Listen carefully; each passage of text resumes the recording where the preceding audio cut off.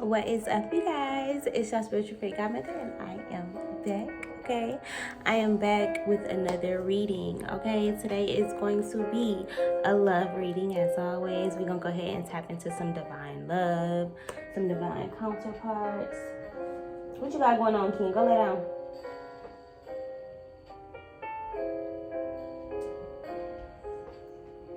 All right, y'all. So let's go ahead and tap in.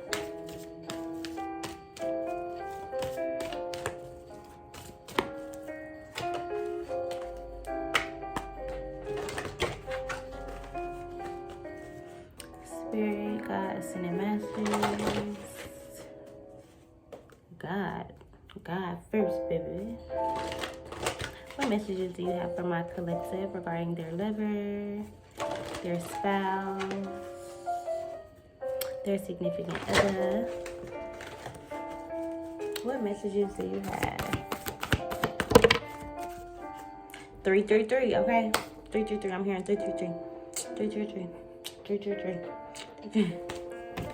Okay, we got cleaning house, moonlight, and balancing act. Okay, you could be dealing with a Libra.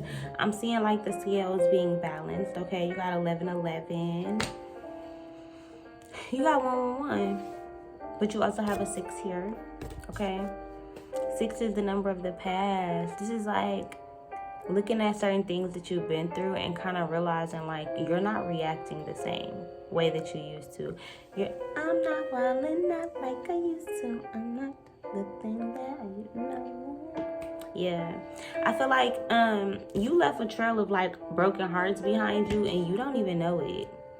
People was like fiending for you, like sad over you, wasn't cleaning up their crib, like just like, damn, she really gone. Like, oh my God, I hate her, I hate him. Oh my God, you had the girls going crazy, sir. Okay, if you are a divine feminine, I feel like at one point this could have been you, like going outside and then you flip the tables and now they mad. Okay, like yeah. Yeah.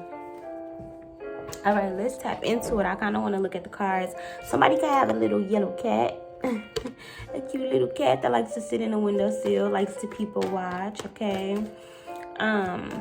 It's giving like a very cluttered home, or like if it's not cluttered, it's just giving like the door is super little.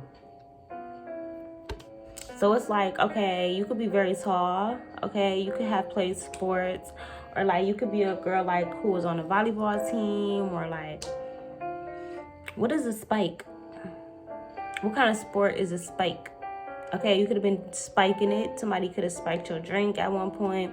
You could have just been through a lot in life. You could have been hit like with thing after thing after thing. And it's kind of giving like I need a break, or like I want a break, or you know, like I'm on a tightrope. Maybe you have a tight deadline. You could be a lawyer. You could be wanting to make partner. This could be like sibling rivalry. Like your mother could have made differences between you and your siblings, compared y'all to one another. Or like this could have been a situation where like a single mom, like having to work so hard, like the house wasn't clean, or like it was your guys' responsibility to clean the house. You could have watched your mom just be sad a lot. She could have suffered from a miscarriage. And it's like only time will tell. I don't know how young you are watching this, but you could be wanting her to have another child, or if it's not that, this could be your child wanting you to have another child. So this could be like single child syndrome, or like your kid always got to do the chores and they looking at you like, huh, like, you do it. You do it. What's that, Norbit Respucia? You do it. Yeah, it's giving somebody could have been in like an abusive relationship. This could have been like a bigger or a full-figured woman. Okay, and then you got the bore. Somebody could have bored you. You know, it's like we supposed to be together, we supposed to be happy, but we don't do nothing but sit in the house. Or you know, like we don't get to know each other. Like I don't really understand this. Like this could have been a mother who was very, very depressed. The kids never really went out. Or, you know, like you wanted to leave the house as soon as you turned 18. Like you were tired of being in the house, tired of being up under somebody's rules, or, you know, like whatever it is that they wanted whatever traditions or others expect of you, only to yourself be true. Okay, so you could have dyslexia, you could like hate reading out loud or in front of people or something like that. You could have had like a really hard time in school. Like, even if you are a smart person, I feel like just the anxiety of like worrying about your parents and like if they were okay. You could have had a parent with like diabetes or like cancer growing up, like their hair could have fallen out. They could have had alopecia, or like didn't have a car, like you didn't like when they pulled up to the school in their car. Like, you could have been embarrassed about their car, about like your upbringing or about how you was raised, or something like that. And it like, I'm having to burp, but it's not coming up.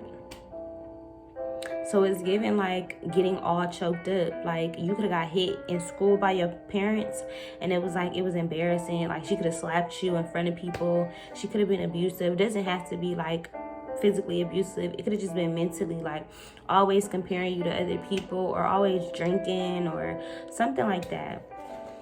And it's given like, okay, her time has come. Like, the time has come for me to go ahead and move out. Like, the time has come for me to go ahead and move past the situation.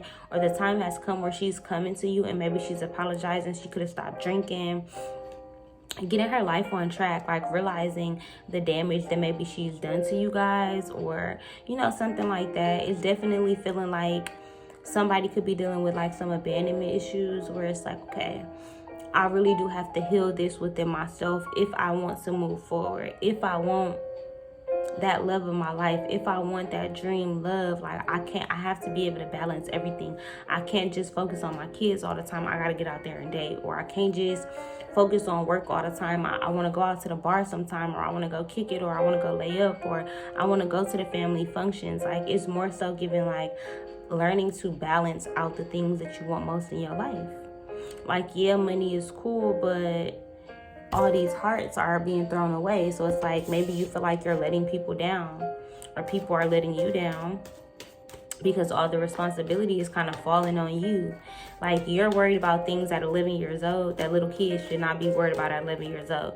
So if you, like, maybe you had like 2, 3 siblings, 6 siblings, you could have had a big family, and you was like the mama. Like, girl, you making your sisters and brothers bottles, and, you know, changing diapers, and feeling like you gotta watch kids. And it's like, dang, I want to go out with my friends, or I want to have fun, I want to be young, and I want to be a kid, but you got me taking care of your kids. I'm hearing like no shade. Like, it's just taking accountability. Like, it's just telling you how I feel. It's just being open and honest with you. Like, I'm not trying to hurt your feelings, Dad. I'm not trying to hurt your feelings, Mom. But, you know, like, you affect me. You affect me. And you know what they say? Like, if you don't like cats, something wrong with you, because cats can feel energy. But honestly, I ain't gonna lie. Cats be kind of mean. Like, they will, like, legit box you. Like, first of all, I feed you and you gonna box me? Like, what? So, like, you gotta be a different type of person, okay? You got the spider, but it fell in reverse.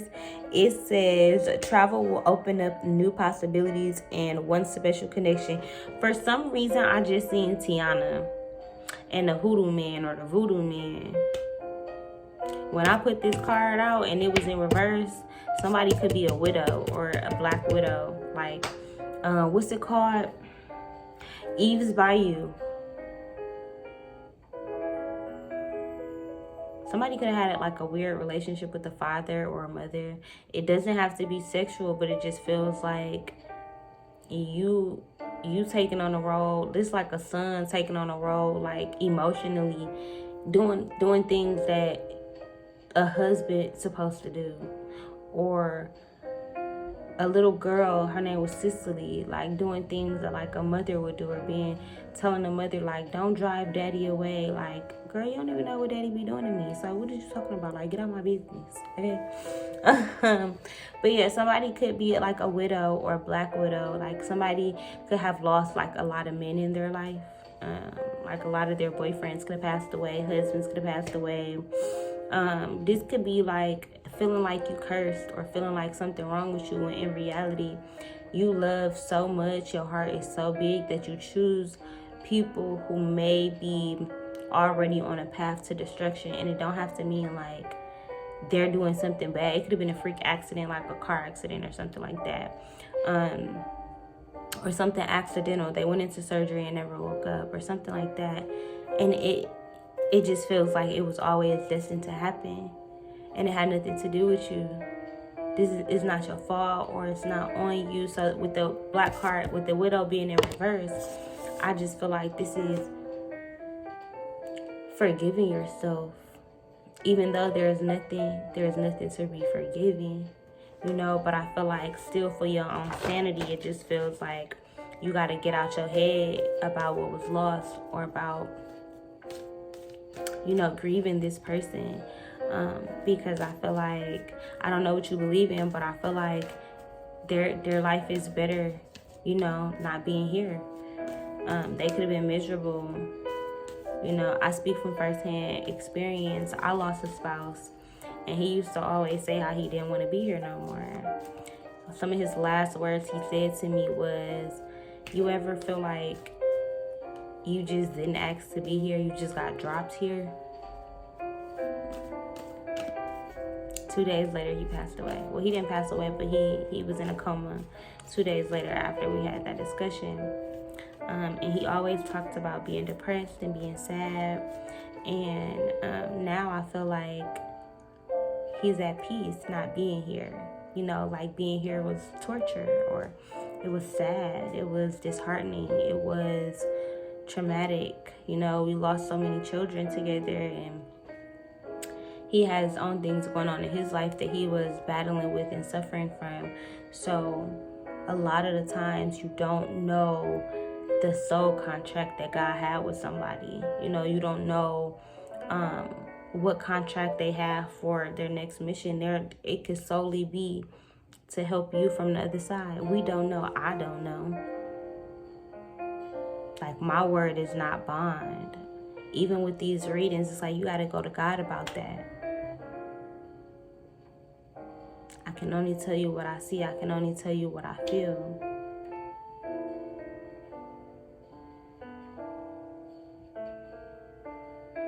I heard what you feel is true. Like, don't sleep on you. Don't sleep on your dreams and your goals and the things that you have going on. Don't sleep on how you feel about certain people, or the vibe that you get, or that unsettling feeling, that ringing in your ear.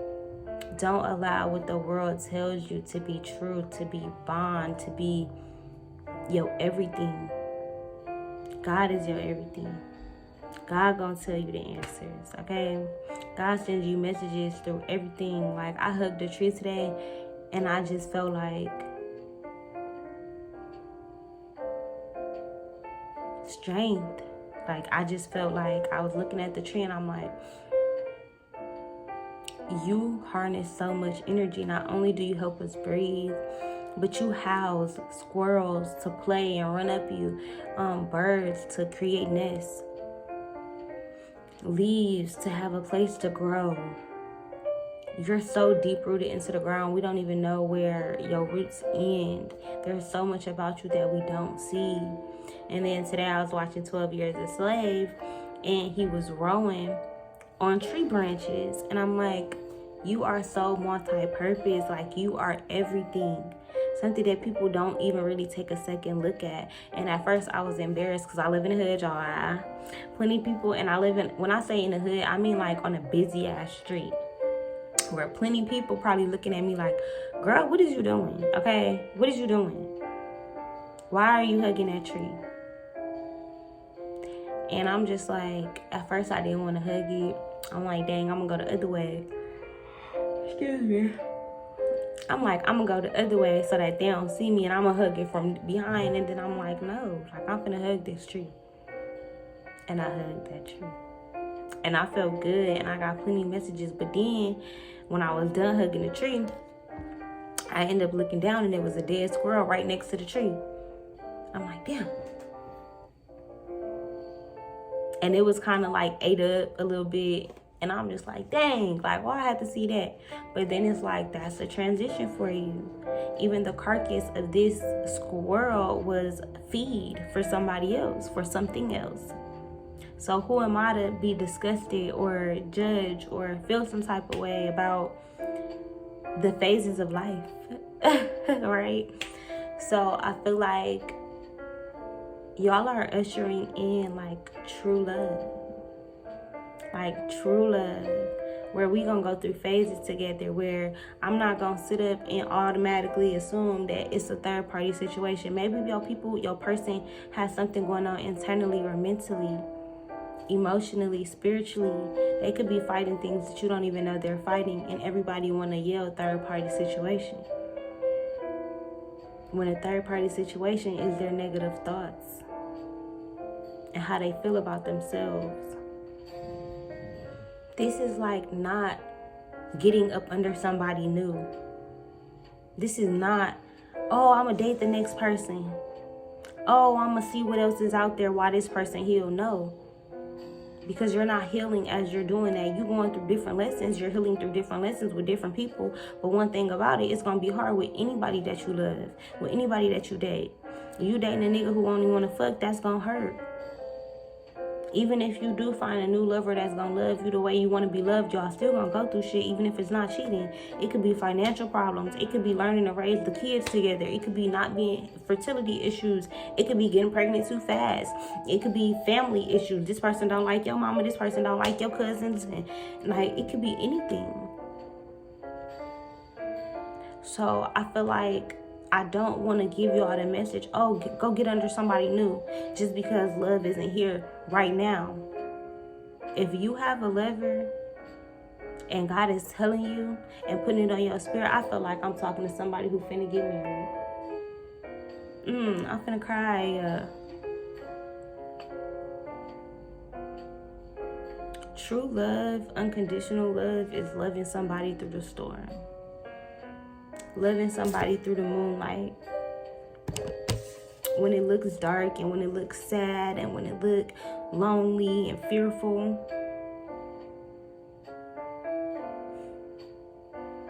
This is going through illnesses together.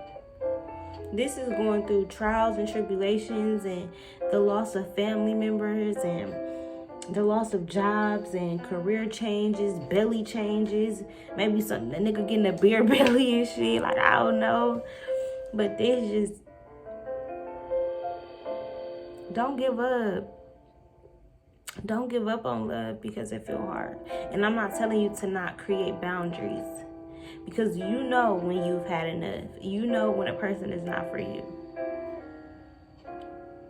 But for some of y'all, your person want to come home.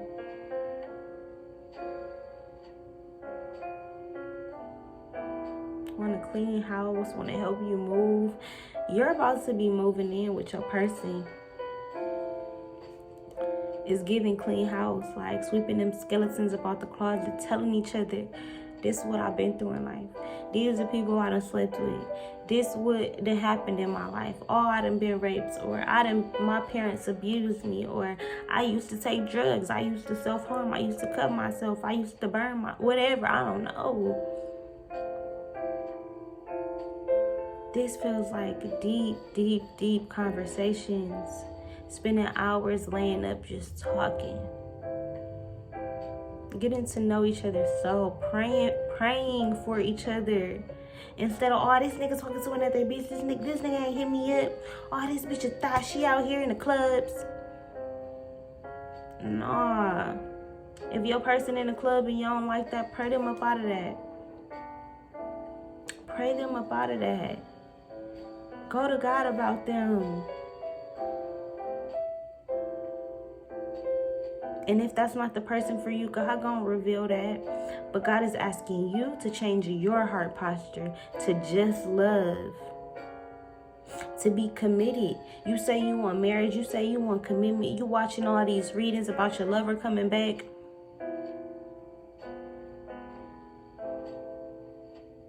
If you know in your heart that this is not the person that these readings are about, stop thinking about them. If you want new love, Commit to yourself. Commit to doing the better decisions. Commit to the better choice. Or commit to just being by yourself and allowing God to send somebody to you.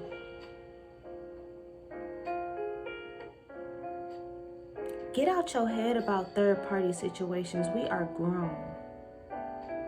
And while, yes, they do exist, be mindful of the energy that you're in. You don't got to watch it. You don't got to put that in your reality. That don't got to be your storyline no more. Unsubscribe. Unfollow.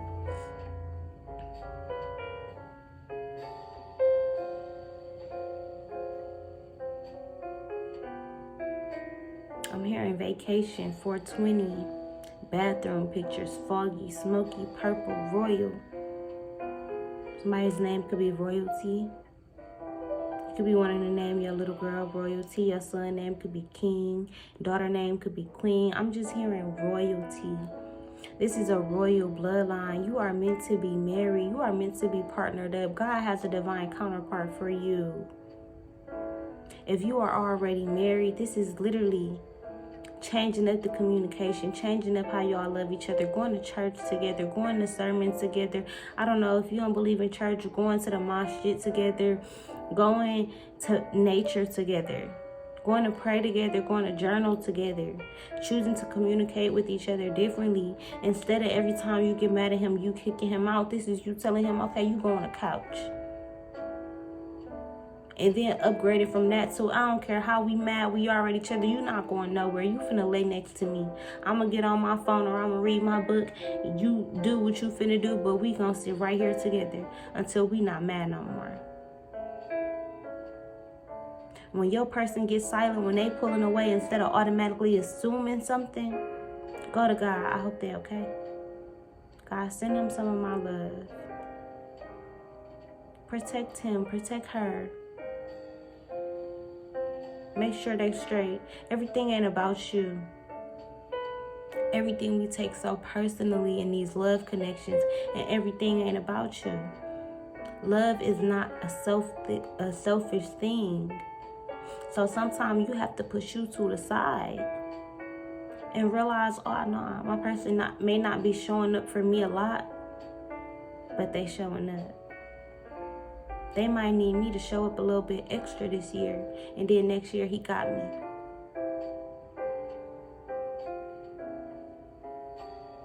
And I'm not saying if this person is abusing you or ignoring you or rejecting you or telling you literally they don't want you to keep on trying. I'm not saying that, baby, because you know the right nigga to let go of, and you know the right nigga to hold on to.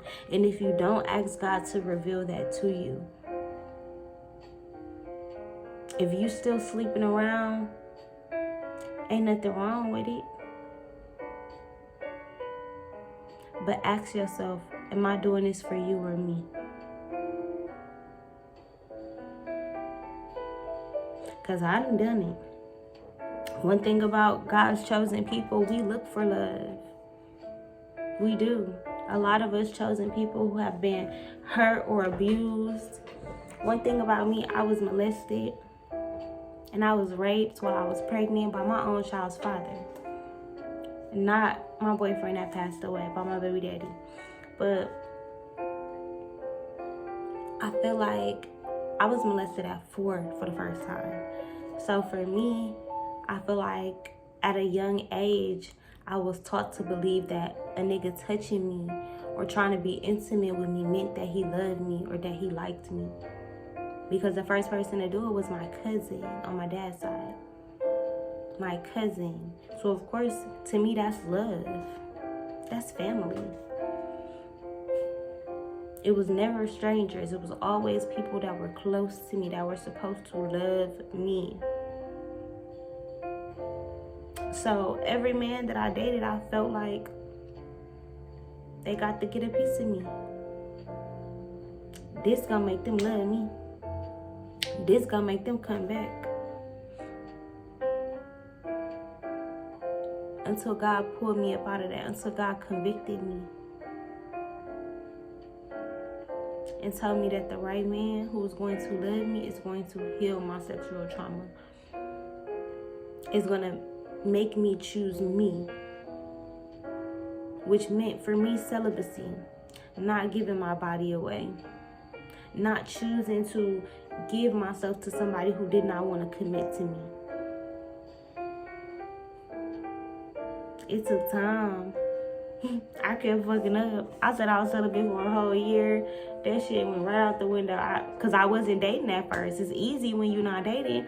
Child, girl, I got the dating, and my ass got to fuck it. Okay. I got the fucking waiting on my divine counterpart to come back. Waiting on him to, be okay and get his shit together. And I realized I wasn't truly waiting for him. I wasn't truly being still in what God told me to do. I was distracting myself. I was fucking off. Whether he was going to be my husband or not. Because the theory's still out on that. I don't know. I don't know. But I didn't wait for God, even though God had already given me instructions about who was for me or what was for me with job, career, what I was supposed to be doing in my life, where I was supposed to be moving. It was like I was so impatient that me being by myself wasn't enough. I needed affection. I needed love. I needed validation. I needed somebody texting me every day. And I got it. Lord knows I got it. But they never felt like love. And eventually it only came with disappointment. I could act like a liberated sexual woman because I was. And I was coming on, I was wanting it from the niggas, okay? But as sexually liberated as I was, there was also a little girl in me that was hurting every time a nigga told me I'm not ready for no relationship.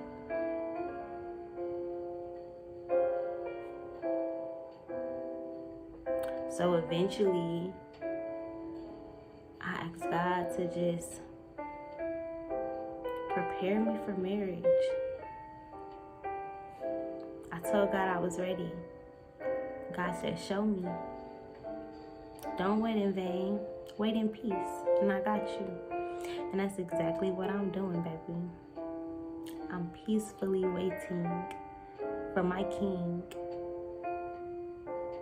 Okay? For my lover, for my friend, for my partner. Patiently waiting. Patiently praying for him to be the best man that he could possibly be. I'm not going to rush him because all that's going to do is hurt me.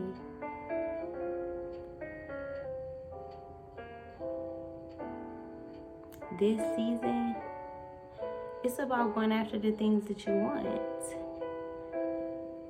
God is literally our parents. Okay? Like, there's nothing that Kamaya can't come to me about. There's nothing that my baby can't tell me that I'm going to feel some type of way about. There's nothing that she can't ask me for. If I don't have the funds, I'm going to make it happen a little bit later. But she can always ask.